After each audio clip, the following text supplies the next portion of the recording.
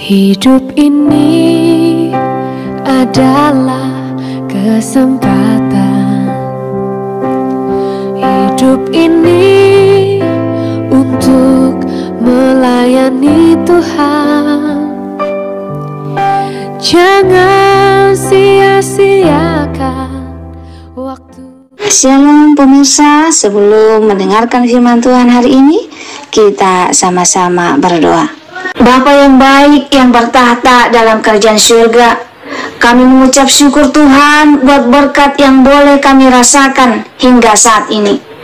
Tuhan, pada kesempatan ini kami akan mendengarkan audio kitab Kejadian. Kiranya firman-Mu ini boleh menjadi berkat bagi kami dan nama Tuhan yang dimuliakan. Kiranya Tuhan memberkati kami dalam kehidupan kami. Mohon ampun dosa pelanggaran kami, karena kami berdoa dalam nama Yesus yang menebus kami dalam dosa. Amin. Sesudah itu diperintahkanlah kepada kepala rumahnya, isilah karung orang itu dengan gandum, seberapa yang dapat dibawa mereka, dan letakkanlah uang masing-masing di dalam mulut karungnya. Dan pialaku, piala perak itu, taruhlah di dalam mulut karung anak yang bungsu, serta uang pembayar gandumnya juga. Maka diperbuatnyalah seperti yang dikatakan Yusuf. Ketika paginya hari terang tanah, orang melepas mereka beserta keledai mereka.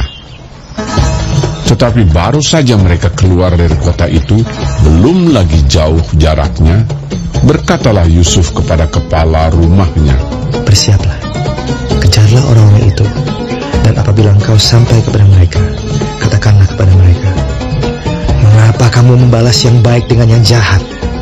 Bukankah ini piala yang dipakai tuanku untuk minum, dan yang biasa dipakainya untuk menelaah? Kamu berbuat jahat dengan melakukan yang demikian." Ketika sampai kepada mereka, diberitakannyalah kepada mereka perkataan Yusuf itu. Jawab mereka kepadanya, "Mengapa tuanku mengatakan perkataan yang demikian? Jauhlah daripada hamba-hambamu ini untuk berbuat begitu. Bukankah uang yang kami dapati di dalam mulut karung kami telah kami bawa kembali kepadamu dari tanah Kanaan? Asakan kami mencuri emas atau perak dari rumah tuanmu? Pada siapa dari hamba-hambamu ini kedapatan piala itu, biarlah ia mati. Juga kami ini akan menjadi budak tuanku." Sesudah itu berkatalah ia, "Ya, usulmu itu baik. Tetapi pada siapa kedapatan piala itu, hanya dialah yang akan menjadi budakku. Dan kamu yang lain itu akan bebas dari salah."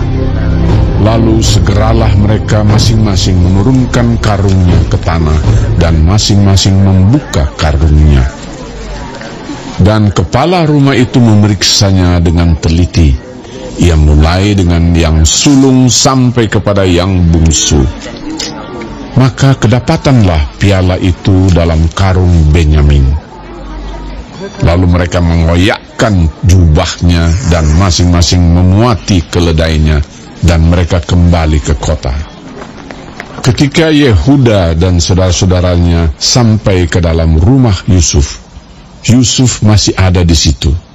Sujudlah mereka sampai ke tanah di depannya. Berkatalah Yusuf kepada mereka, "Perbuatan apakah yang kamu lakukan ini? Tidakkah kamu tahu bahwa seorang yang seperti aku ini pasti dapat menelaah?" Sesudah itu berkatalah Yehuda, "Apakah yang akan kami katakan kepada tuanku? Apakah yang akan kami jawab? Dan dengan apakah kami akan membenarkan diri kami?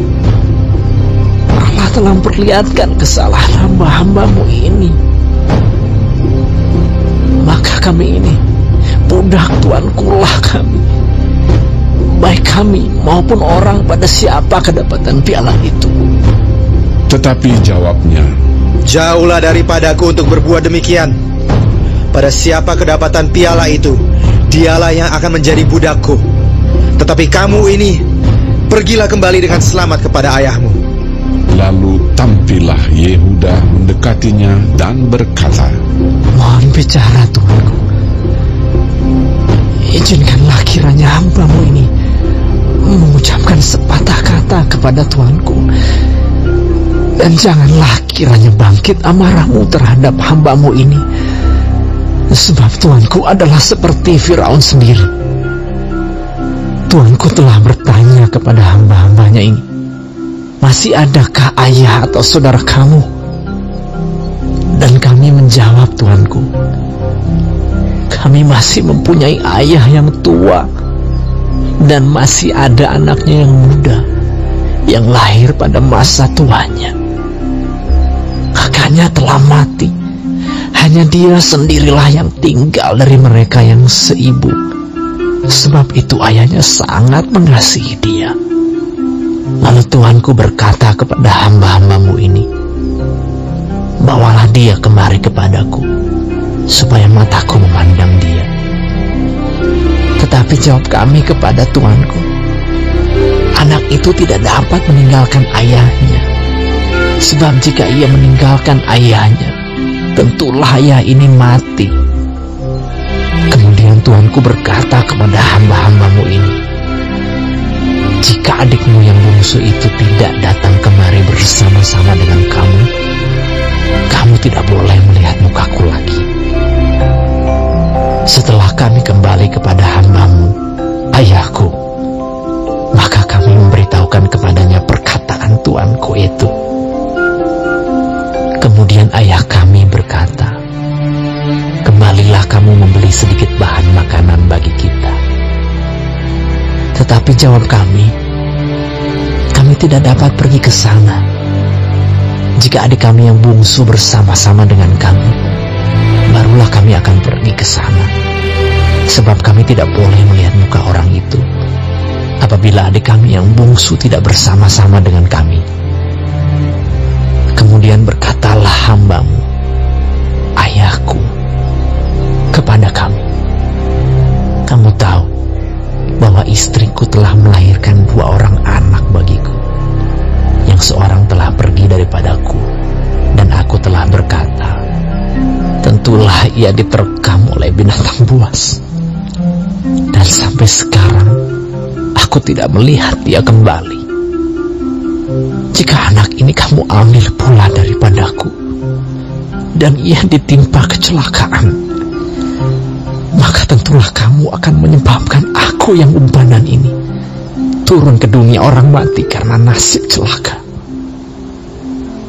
Maka sekarang, apabila aku datang kepada hamba-Mu, ayahku, dan tidak ada bersama-sama dengan kami anak itu, padahal ayahku tidak dapat hidup tanpa dia, tentulah akan terjadi apabila dilihatnya anak itu tidak ada, bahwa ia akan mati, dan hamba-hamba-Mu ini akan menyebabkan hamba-Mu, ayah kami yang ubanan itu, turun ke dunia orang mati karena duka cita.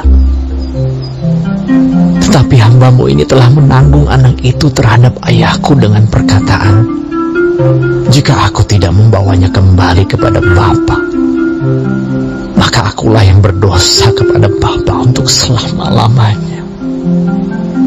Oleh sebab itu, baiklah hamba-Mu ini tinggal menjadi budak Tuanku menggantikan anak itu, dan biarlah anak itu pulang bersama-sama dengan saudara-saudaranya.